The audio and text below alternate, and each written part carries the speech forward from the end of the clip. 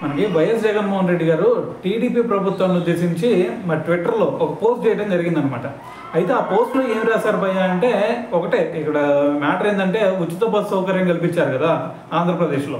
So మరి ఉచిత bus సౌకర్యం విషయంలో చంద్రబాబు నాయుడు గారు మహిళలందరినీ కూడా వెన్నుపోటు పొడిచారని చెప్పేసి మరి ఒక మ్యాటర్ అయితే తీసుకురావడం జరిగింది. సో దాని తర్వాత ఇంకో విషయం ఏంటంటే, మనకి ఇప్పటి వరకు ఏకంగా 11,256 ఆర్టీసీ బస్సులు ఉంటే వాటిలో కేవలం 6,700 బస్సుల్లోనే ఉచిత ప్రయాణం కల్పిస్తా ఉన్నారు.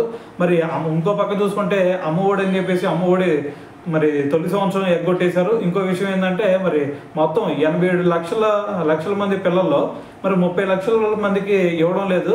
మరి ఇంకో పక్క చూసుకుంటేనేమో మహిళలకి మేము ఇచ్చిన పథకాలన్నింటిని కూడా వీళ్ళు రద్దు చేసేసారు.